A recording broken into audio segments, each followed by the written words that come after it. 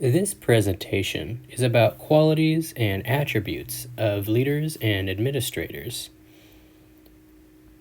To lay some foundation, society is dependent on many individuals collectively identifying and then embodying various roles. Each actor must play their part, so to speak.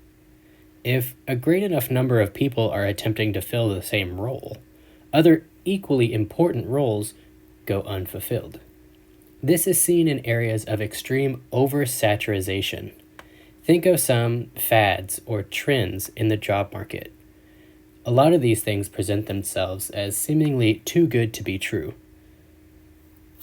They present themselves that way for a reason. They are. This pattern of extreme oversaturation rolls out in waves in a cyclical manner. We see these things again and again.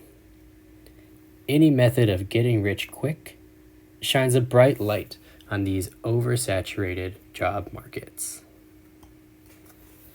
One issue with this style of leadership is it depends too heavily on an independent living in a world of fantasy. A leader is not a leader if they don't have followers. The term followers, as used in recent social media verbiage, is not indicative of what the word actually means. Leaders are not only teachers, but designers and stewards. If you are not serving anyone, you are not a leader. One's own specific philosophical views may influence how one views an effective leader, but it is generally agreed upon that a good leader upholds the greater social good. Organizations are effectively miniature societies in which a common understanding is the exchange of work for monetary compensation under a leadership structure. Ideally, an effective leader can then reach higher potential than the sum of any of the parts. An indicator of a strong leader is one who can connect the vision of the individuals to the vision of the whole, aligning and justifying their presence in the organization. Every member on a leader's team should have a justified presence. If that presence is not immediately made obvious, it's the job of the leader to help them define it.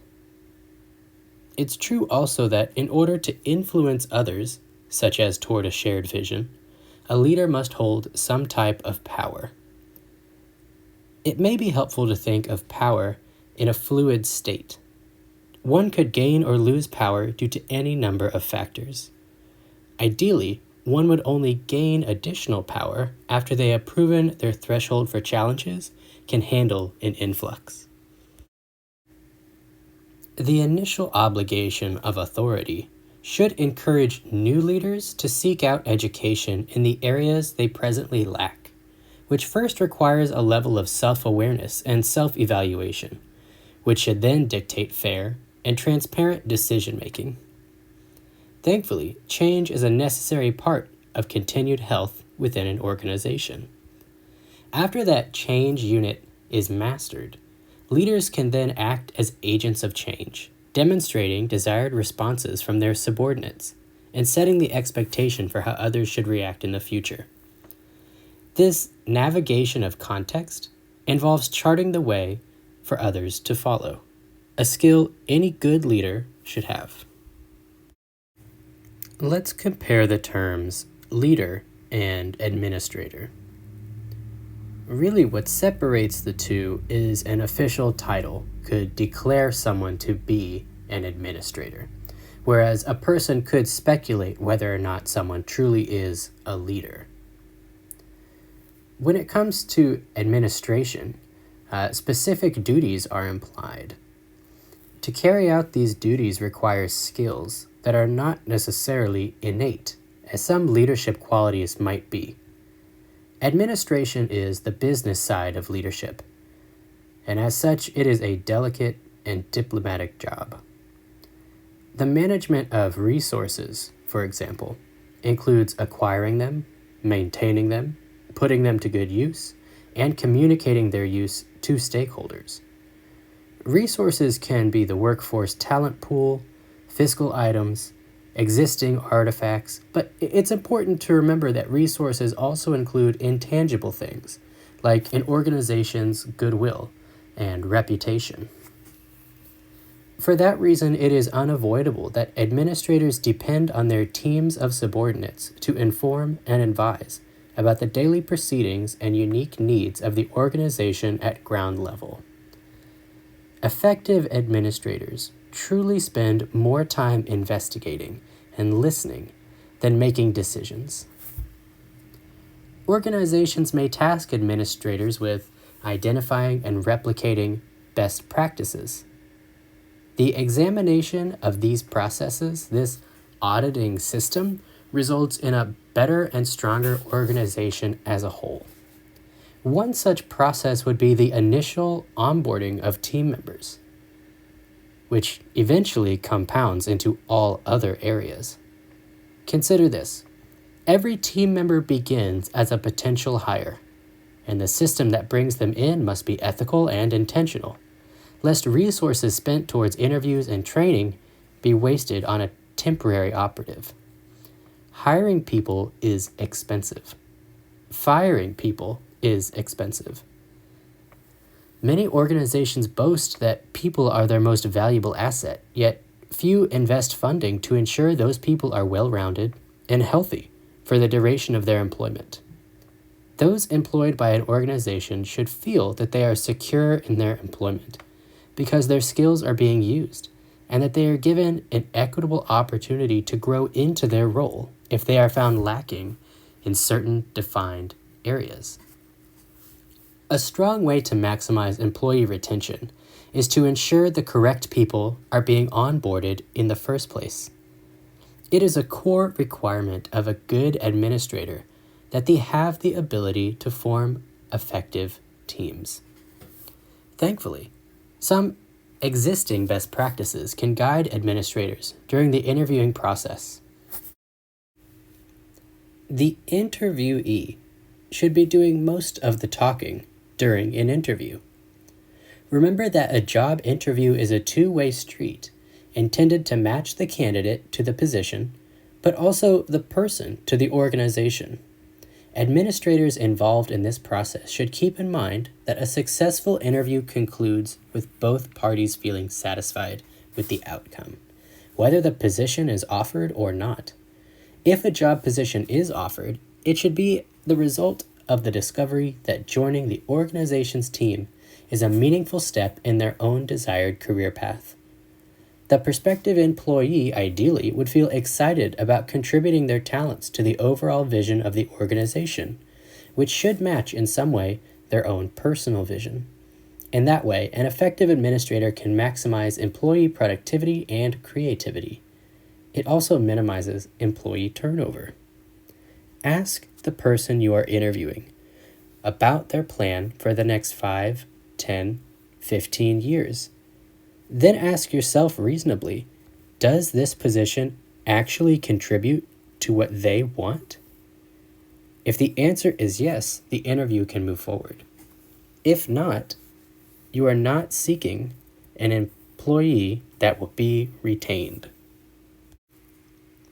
The components of an effective leader discussed previously, such as motivating others towards a shared vision, navigating context, and acting in the best interest of others as a whole, marry together well with the skills required of an effective administrator who manages people, resources, and processes productively.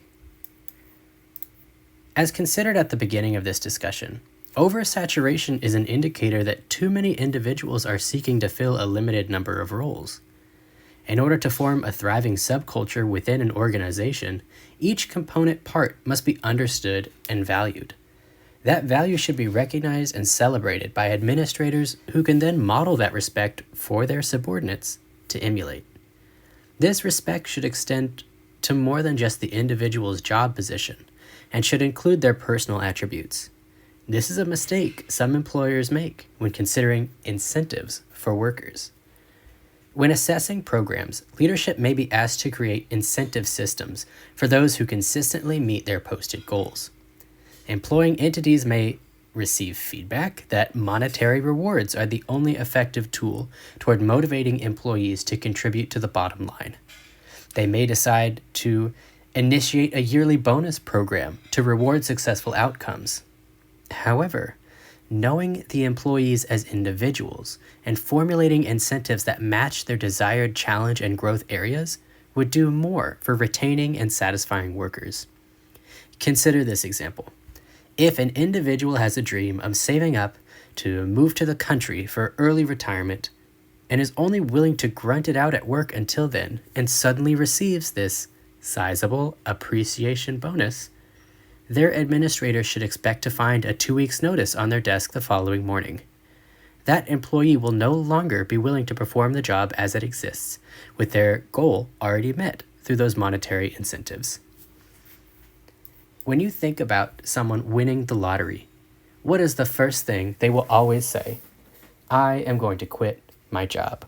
If the job is a means to an end to reach a certain dollar amount, then monetary incentives are not effective for retention. This does not mean that leadership should not make every effort to pay their employees what they are rightly due. Instead, the administrator could adjust the job description of the employee we used in our example. Adjust the job description to include more time off or more time spent traveling for the organization. Then they'd be able to retain that worker in a job that better meets their needs and avoids the costs lost on acquiring and training new talent to replace them. Finally, it is simpler to manage resources when everyone involved feels motivated to seek creative solutions to problems. And because they are well matched to the job at hand, they also feel qualified to make decisions and try new ideas. Constructing a work environment under leadership that focuses on the social good results in a mutual benefit for all involved stakeholders. The quotes and ideas from this presentation came from the second edition of Organization and Administration of Adult Education Programs, which you can see on this slide. Thank you very much for listening.